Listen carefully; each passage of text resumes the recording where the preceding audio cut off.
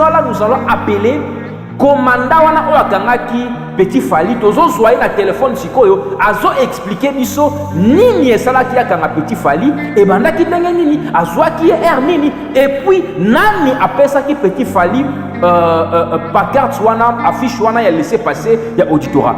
Tomonaki ba image eza ko circuler sur les réseaux sociaux outi ko kanga Petit Fally par rapport ya infraction au botangelaki wana. Alors bokangi Petit Fally pona nini infraction o asali ezali nini et puis c'était quoi vraiment le problème? Apa wana yata mona mutuka eza na plaque et puis laisser passer ya auditorat supérieur atie yango. La carte c'est laisser passer auditorat supérieur eza ata na cachette eza ta na signature que tu éviter nana salaki nana zaki caché nana signature na éviter les yango interpeller que tu même na qui les droits.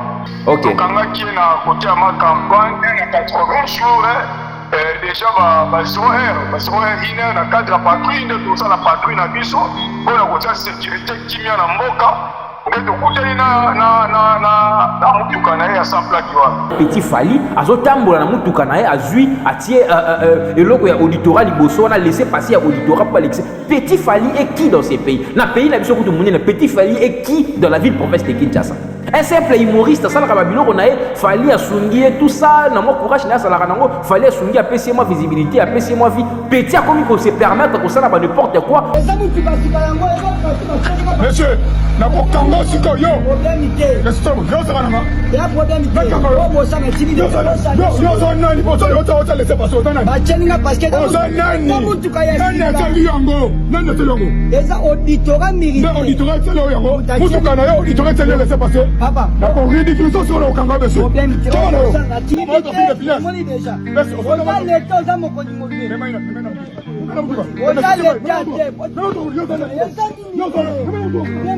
est-ce que déjà vous libérez Petit Fally ou soit toujours dans ma bouche on a vu nos bassins qu'on va attendre? Bienvenue dans SCA TV, votre chaîne d'information et édification. Alors, abonnez-vous. SCA TV, l'information qui éclaire, la voix qui rassemble, l'avenir qui s'écrit.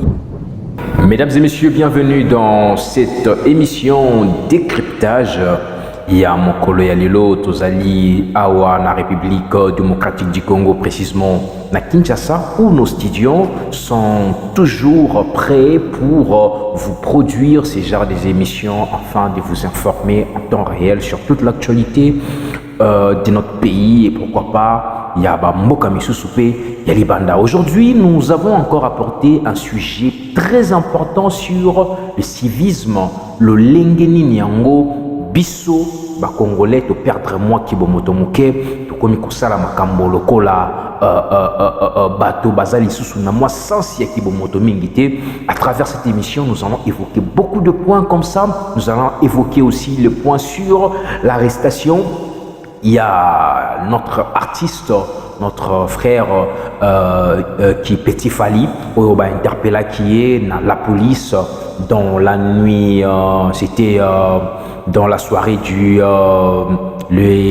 c'était le mercredi, si je ne me trompe pas, c'était le mercredi, oui, c'était le mercredi, dans la nuit du mercredi, interpellé qui est dans la police. Qu'est-ce qui a fait que interpellé Petit Fally dans la police, n'a Erwana interpellé qui est, qu'est-ce qui s'est réellement passé et puis qui l'a arrêté? Nous aurons aussi la chance là, Yakoyoka ndeko oyo interpellé qui est commandant wana oyo akanga qui est to zuye to continuer na ba recherche to yebi na ko retrouver to za en ligne na bientôt là il va entrer en ligne, donc restez là à expliquer biso qu'est-ce qui s'est réellement passé et lokonini et ça qui que aïba na ko interpeller Petit Fally yé moko commandant wana akoyeba na ko pesa biso point de vue na émission décryptage ya mo kolo ya lelo. Je vous demande, avant d'entrer dans notre vif de notre sujet, je vous demande d'abord de vous abonner. Si c'est la première fois que vous suivez cette émission à travers SCA Télévision, je vous demande aussi d'aimer, de partager ces vidéos parce que c'est très important pour la communauté. Na bandeko wa kwanda biso musika mis mingi pe ba éviter que makambo ya malonga mingi vraiment matata il est kaka awa na SCA Télévision, surtout à travers cette émission que nous avons l'habitude de vous donner les actualités en temps réel, décryptage. Voilà. Déjà, na mboka na biso na moi ba année les kimingi ti lelo oyo to ça na problème ya civisme. tout le monde a lolenge ozomona moto balobi motuka etambolaka na sens gauche o mosusu ezali koya ezoki na sens droite mais okomona moto azalaki na sens gauche bayebi keno ligne na bango yango mais akolongwa na ligne wana akoti na sens contraire akomi kotambola sens contraire embouteillage secret soi-disant qu'il est autorité, soi-disant il est responsable d'une institution ou qui que ce soit. Déjà na ministère il y a intérieur, il y a beaucoup de République démocratique du Congo. À un certain moment comme ça, ben interdisa qui sans cynique, ben interdisa qui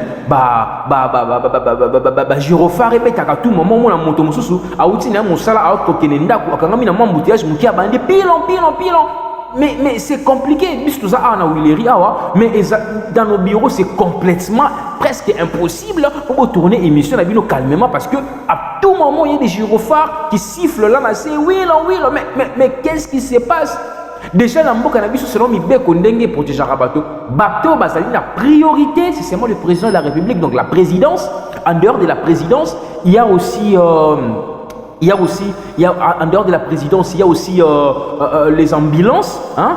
Les ambulances comme ça, Bangonde Basali, na priorité, il y a un sens contraire, Basali, na priorité, il y a un sens unique pour na besoin au bassin nango vu l'urgence oyo. Et kambaka institution présidence na bateau bazali malade bateau bazali na baza vraiment na urgence bazo mima bango na ambulance ne priorité salaka mais le lieu comment okomona moi mokonzi moko ya police appeli si gyrophare na okomona député moko boy appeli si gyrophare na ya kotambola okomona ono ngai ndi na za général na za kende musana je suis pressé na koti na sens unique et c'est compliqué. Aujourd'hui, nous voyons même aux hommes transport moko ya mutuka moko ya privé, hein, taxi privé, bon, transport personnel, hein, transport personnel. Au monde à Montazui, chapeau ya basoda atie liboso ya nani ya mutuka naye. So yi mutuka koleka tanga za koleka ba mona kaza soda. Muso ko mona zui ngondo matraque, azui matraque wana atie liboso wana na vitre. Paso leka pa tika ya leka aleka. Une fois comme ça, moi j'étais déjà j'étais témoin oculaire, il y a incident moya bongo na matin na taxi mo bona okende musala chauffeur wana a se permettre à jouer chapeau ya police a tia liboso a komi ke pa roulage ba interpeller et là ça va ba interpeller mutu ka kufia na katata nzela ezaka biso na 14e rue à côté à Saint-Joseph là. Alors ba policier ba wana bakangi yo mutu ke kufia ba policier ba tindiki na mutu kana ba memie mo mpanzi ba ko mutu na mais laksa mukanda laksa we alaksa boyo ça na mutu civil simple ba c'est ce que chapeau police liboso ba et créer les problème. Na mboka na biso mo trafic d'influence on est comme moi je suis mboka na biso moto nyonso akoma na priorité na mboka na biso moto nyonso akoma ngande les hauts sommets ngande les hauts placés mais maintenant qui est qui dans ces pays? Qui est qui dans ces pays? Je dis bravo à la police congolaise pour la musala kitoko pe musala monene obati ko sala awa bauti ko kanga Petit Fally parce que Petit Fally azali soldate Petit Fally azali simple musicien na biso kazaka humoriste na biso kazala mutama bokia so kazala musicien na comprendre caractéristique na été ba ya bolimbisanga boteninga regarder bakangi parce que aza kotambola na mutuka nae atia affiche wana batiaka liboso wana atia ya auditorat militaire bayebi na ko interpeller la police congolaise. Bravo ba comportement ya modèle ya boye c'est inacceptable na mboka na biso Congo. Mwana lokola Petit Fally azotambola na mutuka na ye azui atie eloko ya auditorat liboso wana laisser passer ya auditorat pas l'excès. Petit Fally est qui dans ces pays? Na pays na biso kutu munene Petit Fally est qui dans la ville province de Kinshasa? Un simple humoriste, ça la biloko na ye Fally asungi tout ça na mo courage na sala nango Fally asungi apesi moi visibilité apesi moi vie Petit a comme ko se permettre ko sala ba n'importe quoi moi na oyo Petit Fally a se permettre à vivre vraiment eloko un signe wana auditorat a jouer affiche wana auditorat laisser passer a tina mutuka na mais Petit Fally est qui dans ces pays? Petit Fally est qui dans ces pays?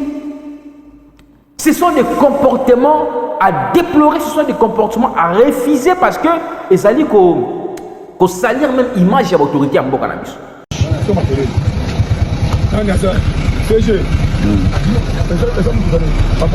namona bakomi auditorat supérieur militaire.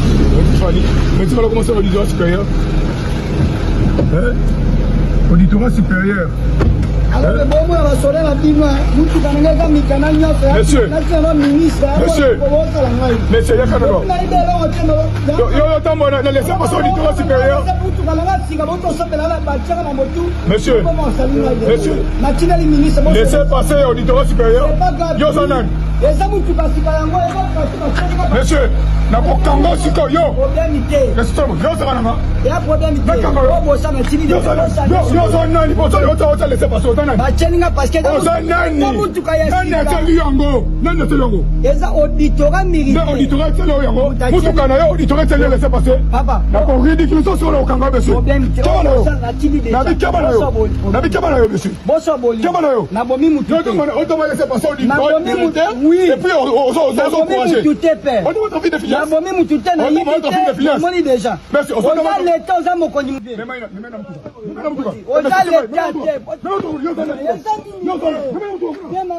Eh bien, ici dans cette émission, nous allons entrer en contact. Maintenant, là, nous allons appeler commandant wana Oakangaki Petit Fali. Tozo zoye na téléphone sikoyo. Azo expliquer biso nini esala ki akanga Petit Fali. Et banda ki ndenge nini. Azwa ki er nini. Et puis, nani apesa ki Petit Fali. Pancarte wana affiche wana ya laissé passer ya auditorat tozo benga ndeko wana rester très confortablement assis dans vos maisons pour suivre cette émission de décryptage parce que awa to buka lokuta te to lobaka ndeko solo to yaka na ba preuve pour na ko pesa biso information à la source. Voilà, le téléphone est en train de sonner. Nous attendons yango to benga awa toujours là, à côté en ligne. À côté en ligne. Bonjour, commandant. Allô, bonjour. Oui, commandant Mike, toza en direct dans l'émission décryptage en direct, il y a SCA Télévision. Tu peux sur nous mbote, bonne santé.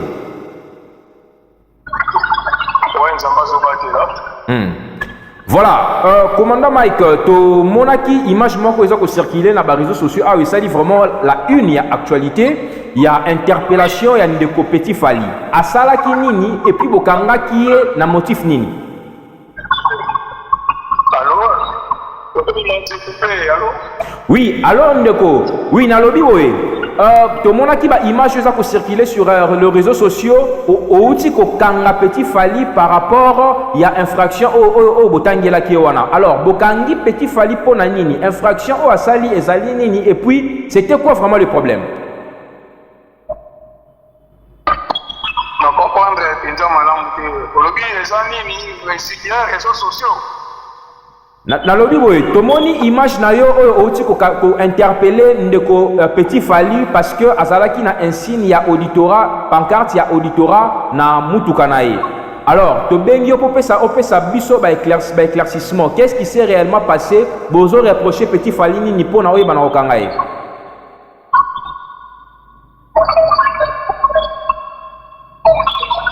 Bon, malheureusement il m'a coupé mais Petit Fali a trafic de finance. Akoko tambola na laisser passer auditorat parce que aza soldat te aza nani te aza juste comédien aza musicien te mais aza comédien akoko tambola laisser passer auditorat te et puis azo tambola mutuka sans plaque mutuka sans plaque eza interdit ekoki kotambola te ekoki kotambola kaka soki euti na port ekomi na ndako ezalaka na délai ya 48 heures ekoki kozonga ntina ndako. Maintenant, il y a kotambola pamba pour essayer d'interdire pour que mutuka sans plaque. À part wana, il y a tambola mutuka eza na plaque et puis à juste laisser passer auditorat supérieur à yango. La carte laisser passer auditorat supérieur eza ata na cachette, eza ata na signature que tu éviter nana salaki, nana zaki caché, nana signature na éviter. Les yango de interpeller que tu me mets na qui les droits. Ok, d'accord commandant. Wana tango bokanga ki na air nini et puis ezalaki na district nini yo ozali pe commandant osala musala na district nini? Bon, wana nyos wana eza vraiment important de passer dans ça juste policier. Ok. Bokanga ki na côté à ma campagne na 80 jours déjà ba 0 heure ine na cadre la patrouille de tout ça la patrouille na biso pour la côté sécurité kimia na mboka. nde tokutani na mutuka na ye ya sans plaque wana. Ok, ndeko sikoyo alobi azwaki yango wapi ya auditorana azwaki yango parce que tokaki ye moko na munoko azoloba ke non eza nango kaka affiche atie wana azwaki yango wapi na napesaki yango et puis aza na autorisation etambola nango ntango bosalaki banquete. Parce qu'il y a lobby eza mutuka sans plaque ya lobby ke eza document azoki yango na auditora toyebi te azoki epanani soki azokongo toyebi te juste alobi kaka azoki na auditora. Ok. Merci beaucoup Ndeko. Est-ce que déjà vous libérez Petit Fally ou soit tu as toujours dans ma bouche on a bien besoin qu'on attendre? Non,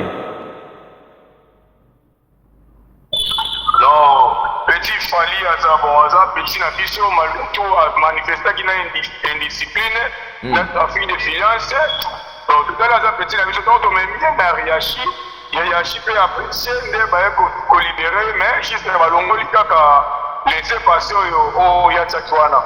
De ba libérer qui Ok, merci beaucoup Ndeko Mike, merci beaucoup pour notre éclaircissement au PC Bisso. Merci beaucoup vraiment. Ok, merci à ça, on a déjà libéré et puis il va laisser passer mon conseil si un peu conseil par rapport à 100 plaques et à Tika qui a quitté. Ok, merci beaucoup commandant, merci beaucoup pour l'éclaircissement au PC Bisso na SCA Télévision. Ok, merci. Et ben voilà, vous avez suivi Bolandi Binomoko Lolenge, commandant Mike, oyo a interpellé qui Ndeko Petit Fally a bien coupé sa explication naï. Contrairement na Oba Tubaloba qui a ono Ndeko wana a interpellé qui Petit Fally aza motema mabe azali azaki na moi haine tout ça bon. Aoti koloba wanda ko sala musala na bazalaki na kati ya patrouille nde bakutana na mutuka Petit Fally eza sans plaque azotambola na mukanda ya auditorat non signé ezaki na insignété. Eh ben c'était un peu compliqué mais nde boti goka auti ko expliquer biso awa le fait et puis le lenge baibi nako tikaye. Bon to repesa pe toli na biso nyoso ba Kongoli. Moto ozali soldat, ozali militaire te, ozali policier te, eh ben ozui un signe, ozui ou soit ozui ba signe moko militaire ou soit il y a police, ou tient na mutuka na yo, ou tient na établissement na yo, soit tient na ndako na polo ba keno, ngai nazali moto X, ngai nazali moto songolo, ezali trafic d'influence. C'est punissable par la loi congolaise. Je vais demander aussi na l'état na biso bosala musala. Bravo na ndeko ba policier oyo ba ebina kosala musana bangolo lenge esengeli kuna na ma campagne isika ba interpellaki Petit Fally. On n'a rien contre lui, on a fait que nos investigations. Dieu nous a aidés par rapport na ba recherche na biso tuyebaki na ko trouver Ndeko Mike yeo azali commandant ya moko ya ba unité ya police na biso bazaki kosala patrouille na bango nde batombaki na Ndeko Petit Fally. Merci beaucoup Nabi que vous avez belé kolanda émission Oizaki décryptage pour totia moi point moké na lisolo Petit Fally parce que ekoloba moi de gauche à droite Petit Fally tozui Ndeko yo ayeba ki na ko interpeller et puis alobi apesa ki na ki de droit ba yeba ki na ko attendre ko attendre et puis après un temps ba yokani bien ba yebi na ko libérer ba tika ki na ba pesi conseil ba bendi matoi lokola pe police et la rappel mosala na ye soki amoni mutala na mbeba ba ki ko pinir yo karate ba ki ko benda matoi ba pesi pe toli prochainement soko bandeli infraction et puis ba ko ko pinir yo très sévèrement. Voilà, je dis un grand merci. Na bande ko nyoso bozili bakwa kolanda biso à travers cette émission décryptage. Tokoku tanalisu suna midi sûrement avec Albert Naïdou. Soit moi aussi je vais revenir encore pour plus d'actualité comme vous savez très bien. Cette émission vous revient à chaque heure lorsqu'il y a évolution de l'actualité. Nous revenons. Bienvenue dans SCA TV, votre chaîne d'information et édification. Alors, abonnez-vous. SCA TV, l'information qui éclaire, la voix qui rassemble, l'avenir qui s'écrit.